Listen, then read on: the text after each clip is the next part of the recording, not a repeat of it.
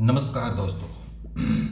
आज के वीडियो में देखो अपन जानने वाले हैं कि चतुर्थ श्रेणी जो कर्मचारी भर्ती है, ठीक है, उसमें स्कूटनी जो फार्म है, ठीक है, उसमें क्या क्या डॉक्यूमेंट चाहिएंगे, क्या क्या कैसे भरा जाएगा, ठीक है, क्योंकि 9 फरवरी से देखो आपके स्कूटनी जो फार्म है वो चालू हो चुके हैं, ठीक है। तो चतुर्थ श्रेणी भर्ती कर्मचारी में कैसे भरे जाएंगे आपके स्कूटनी फार्म, ये सारी जो डिटेल है वो इस वीडियो के माध्यम से अपन जानने वाले हैं। क्योंकि देखो काफ़ी स्टूडेंटों को मेरे पास टेलीग्राम पे भी मैसेज आ रहे हैं कि भाई सर बताओ ये कैसा क्या भरे जाएंगे, क्या कैसे क्या होगा, ठीक है। तो देखो सबसे पहले तो ये प्रेस नोट कल जारी हुआ था, ठीक है, कि बोर्ड द्वारा चतुर्थ श्रेणी कर्मचारी में कुल 53,750 पदों पर 2 गुना, क्षैतिज श्रेणी में 5 से 10 गुना अभ्यर्थियों की पात्रता जांच एवं दस्तावेज सत्यापन हेतु सूचीबद्ध किया गया है, ठीक है। अब इसमें देखो या तो देखो आप ऑनलाइन भर सकते हो, ठीक है, ई मित्र वाले के पास जाके ध्यान से ये फॉर्म को आपको भरना है, ठीक है। या फिर जैसे आप ऑनलाइन नहीं भर पाते हो तो आप ऑफलाइन, जैसे डीवी जब होगा तब आपका, ठीक है, डीवी जब हो तब आप साथ में फॉर्म भर के लेके जा सकते हो स्क्रूटनी फार्म को, ठीक है। अब देखो इसमें जो जानकारी दी गई है वो सब कुछ देखो इसमें बता देता हूँ मैं आपको कि इसमें आवेदक आवेदक पत्र स्वयं के हस्तलेख से भरे, ठीक है। आवेदक पत्र निर्देशानुसार के बिना किसी भी प्रकार की काट छाट से भरा जाए। प्रत्येक कॉलम में जो चाही गई सूचना है पूर्ण स्पष्ट हो। सभी उत्तर शब्दों या अंकों में दिया जाए, रेखा या बिंदु के द्वारा न दिया जाए, ठीक है। कोई भी कॉलम जो दिए गए हैं वो सारे क्या है इसमें भरने हैं, अन्यथा आवेदन पत्र अपूर्ण मानकर क्या कर दिया जाएगा, रद्द कर दिया जाएगा। तो ये जो फॉर्म है आपको बहुत ध्यान से भरना है, कोई भी दिक्कत आए तो आप पूछ सकते हो, ठीक है। बाकी ये फॉर्म है ना आपको बहुत शानदार और ध्यान से भरना रहेगा, ठीक है।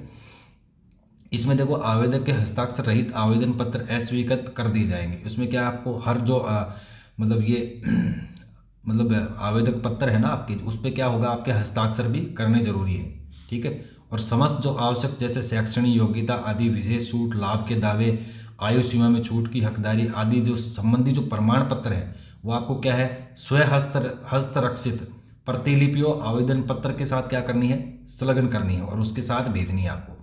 आवेदन पत्र पर देखो अपना पासपोर्ट साइज नवीनतम फोटो, जो एकदम नया फोटो हो ना, जो विज्ञापन जारी दिनांक के पश्चात आपका खींचा हुआ है, यानी अभी का एक का या नया फोटो खिंचवा लेना और नया जो फोटो खिंचवा के वो आपको लगाना है उसके साथ, ठीक है।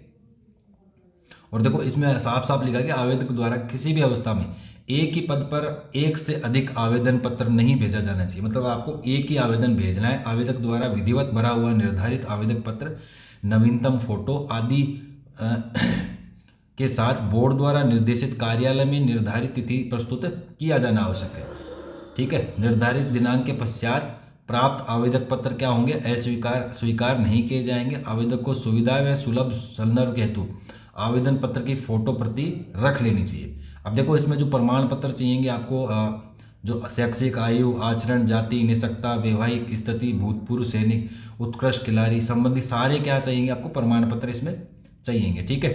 आयु का प्रमाण पत्र। और अब इसमें देखते हैं कौन कौन से आपके डॉक्यूमेंट चाहिएंगे, ठीक है। तो ये सारे आपको डॉक्यूमेंट इसमें चाहिएंगे, ठीक है। पहले देखो आपको आवेदक को आवेदक पत्र के साथ मूल प्रमाण पत्र नहीं भेजना जब तक कि बोर्ड द्वारा विशेष ऐसी मांग ना की जाए, ठीक है। तो डॉक्यूमेंट देखते हैं अब इसमें। तो देखो सबसे पहले तो आपको चरित्र प्रमाण पत्र ये भर के देना है, जिसमें देखो आपका नाम, यहाँ पे आपके मतलब किसके यहाँ पे बेटे हो, निवासी आपका, जो ये सारी जानकारी व्यक्तिगत रूप से, ठीक है। तो ये सारी डिटेल आपको कार्यालय की मोहर के साथ लगानी है, ठीक है। उसके बाद देखो सामान्य घोषणा पत्र। ये जो सामान्य घोषणा पत्र है ना, ये 50 रुपये का जो स्टाम्प आता है ना, नोटेरी वालों के पास जाना है, वहाँ 50 रुपये का स्टाम्प लेना है और उससे उनको टाइप करवाना है, ठीक है।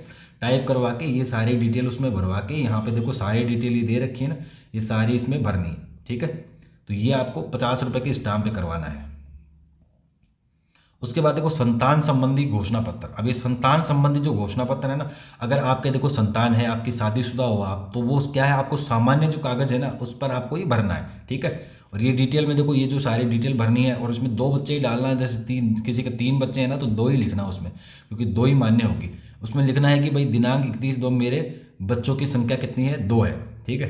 तो उनके फिर यहाँ पे नाम भर देना, उनकी जन्मतिथि भर देना, ठीक है। तो ये सारी डिटेल जो बच्चों की, अगर जिनके बच्चे नहीं है ना तो वो ये डिटेल नहीं भरनी है, ठीक है। फिर आपके जैसे अविवाहित हो आप, जो शादी हो गई और जिनके बच्चे हैं तो ये भरना है। अगर अविवाहित हो आप तो 50 रुपये का क्या लेना है आपको, स्टाम्प लेना है। पेपर पर मुद्रित करवा कर नोटरी पब्लिक से क्या करवाना है आपको, प्रमाणित करवाता है, ठीक है।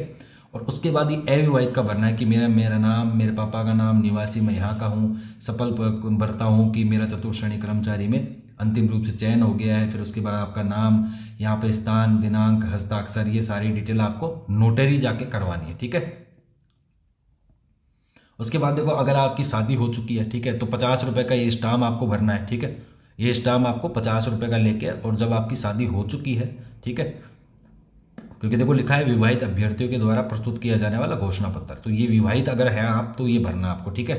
अब देखो विधवा अगर कोई महिला है तो विधवा अभ्यर्थियों के लिए ये आपको प्रमाण पत्र भरना है, ठीक है। इसमें आपके 50 रुपये का क्या है स्टाम्प लेना है इसमें भी, और ठीक है, और नोटरी से जाके ये यहाँ पे भरवाना होगा आपको, ठीक है। उसके बाद देखो किसी का डिवोर्स हो चुका है तो ये आपको प्रमाण पत्र भरना है, जो डिवोर्स जिसका हो चुका है ना उसके लिए 50 रुपये का। विवाह प्रमाण पत्र ये आपको भरना होगा, ठीक है। 50 रुपये का देखो स्टाम्प पेपर इसमें लगेगा जिसमें आपको विवाह क्या है प्रमाण पत्र ये आपको भरना पड़ेगा, ठीक है। उसके बाद देखो ये वचन पत्र, सामान्य जो कागज़ लेना है इसमें, जो A4 साइज़ का सामान्य पेज आता है ना उसमें वचन पत्र भरना है कि मैं गुटखा खाती हूँ, बीड़ी पीता हूँ, सिगरेट पीता हूँ, या कुछ भी जैसे गुटखा बीड़ी इसका सेवन करता हूँ या नहीं करता हूँ, ये सारी डिटेल आपको क्या है, जो गुटखा और बीड़ी पीते हैं ना लोग उनके लिए ये गुटखा सिगरेट बीड़ी जो भी होती है वो इनमें भरना है आपको, ठीक है। उसके बाद में ये देखो संविधान संबंधी प्रतिज्ञा, इसमें शपथ पर भरना है। ये भी क्या है आपको जो सिंपल जो A4 जो पेज आता है ना उस पर आपको भरना है, और ये आपको खुद को भरना है, ठीक है। खुद की राइटिंग से आपको लिख के और सारी डिटेल डाल के फिर भरना है, ठीक है। तो ये सामान्य पेज पर भरना है। फिर उसके बाद नमूना हस्ताक्षर प्रपत्र। अब ये देखो इसमें लिखा है कि अभ्यर्थी इस प्रारूप का जो प्रिंट है वो दस्तावेज सत्यापन के मूल के साथ लेकर के आपको आना है। जब आप डीवी कराने जाओ ना, डीवी कराने जाओ तब ये जो है आपको, तो ये इसका एक प्रिंट निकलवा लेना। प्रिंट निकलवा के इसको पूरा आवेदन को भरना है आपको, भर के और फिर आपको साथ में ये लेके जाना होगा, ठीक है। फिर देखो ये गैर अनुसूचित क्षेत्र के जो है टीएसपी, जो नॉन टीएसपी, टीएसपी जो क्षेत्र वाले हैं उनके लिए देखो इस सामान्य कागज पर भरना है। ये भी थोड़ा ध्यान दे लेना है जो मैं बता रहा हूँ चीज़ें, ये आपको क्या है सामान्य जो कागज है उस पर भरना है, जो नॉन टीएसपी और टीएसपी वाले हैं उनके लिए है, ठीक है। उसके बाद देखो आगे आता है, आगे आता है कि देखो विधवा परित्यक्ता अविवाहिता पुनर्विवाह किए जाने के उपलक्ष्य में, अगर सपोज करो कोई विधवा है या फिर किसी ने डिवोर्स ले रखा है महिला ने, ठीक है, उन्होंने क्या है कि पुनर्विवाह किया है, तो पुनर्विवाह किए जाने के बाद में ये आपको भरना है। और ये आपको क्या है सामान्य कागज पर भरना है, इसमें नोटरी वगैरह आपको कुछ नहीं करवानी।